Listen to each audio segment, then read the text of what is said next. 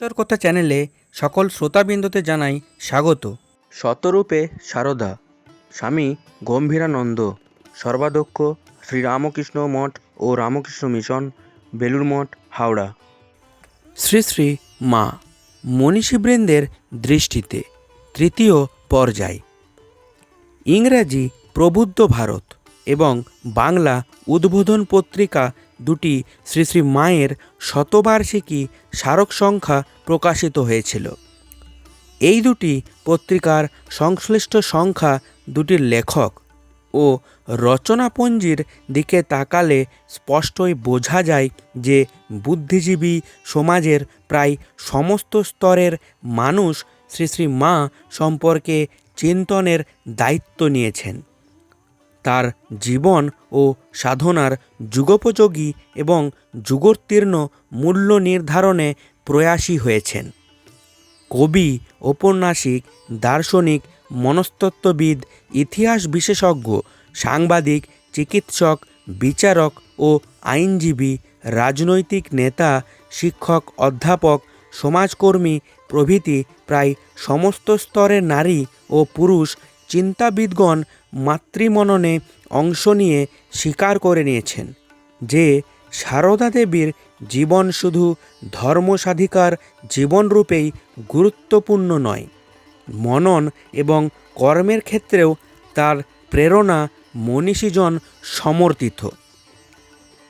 উক্ত পত্রিকা দুটিতে শ্রী শ্রী মায়ের শতবার্ষিকী সংখ্যায় ভক্তদের প্রত্যক্ষভাবে শ্রী শ্রী মা সম্পর্কে যেমন স্মরণমনন আছে, তেমনি অন্যান্য সংশ্লিষ্ট বিষয় আলোচনাকালে ভক্তমণ্ডলী বহির্ভূত অনেক বিশিষ্ট ব্যক্তির শ্রী শ্রী মা সম্বন্ধে প্রাসঙ্গিক আলোকপাত বা বিচারণাও রয়েছে।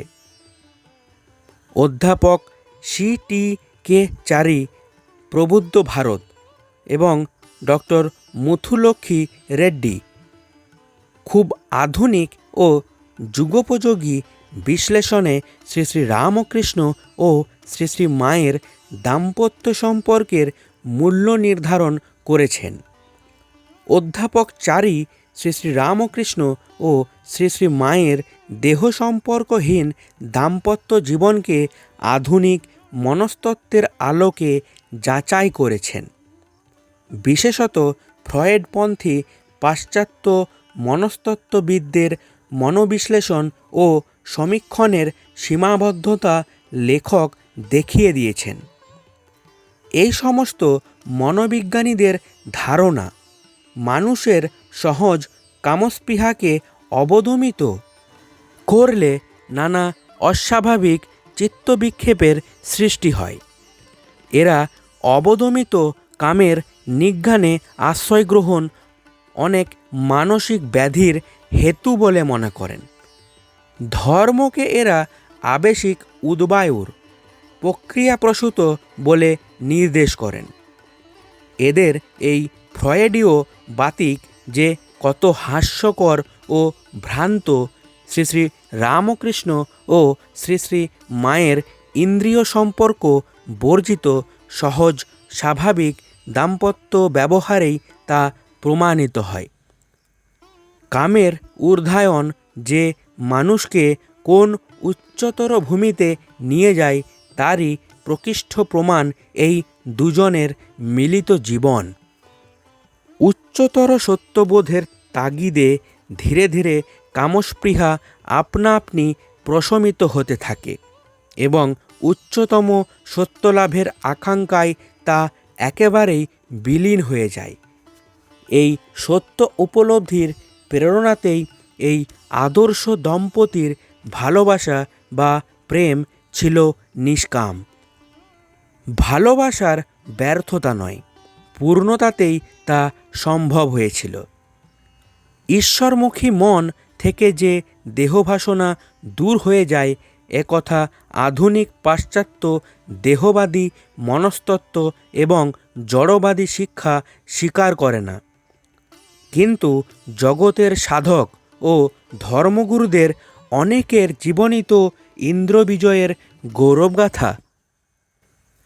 দক্ষিণ ভারতের চিকিৎসাশাস্ত্রের প্রথম ডিগ্রিপ্রাপ্তা মহিলা এবং সমাজসেবিকা শ্রীমতী রেড্ডি মনে করেন শ্রী শ্রী রামকৃষ্ণ ও শ্রী শ্রী মায়ের পবিত্র দাম্পত্য জীবনের আলোকে আধুনিক ভারতের অনেক সমস্যার সহজ সমাধান সম্ভব। পরিবার পরিকল্পনা, জন্ম নিয়ন্ত্রণ ও জনসংখ্যা বৃদ্ধি বিরোধ এবং সমজাতীয় অনেক সামাজিক ও আর্থিক সমস্যা সমাধানের জন্য আমাদের নেতৃবৃন্দ ও সরকার আজকাল প্রচুর অর্থ ও উদ্বেগ বিনিয়োগ করেও ঈপ্সিত ফল পাচ্ছেন না।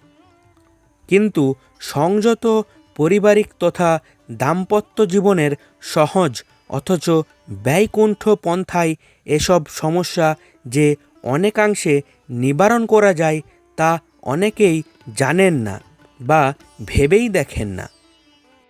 ঈশ্বর কথা চ্যানেলের পাঠ আপনাদের ভালো লাগলে লাইক, শেয়ার ও সাবস্ক্রাইব করবেন। ধন্যবাদ।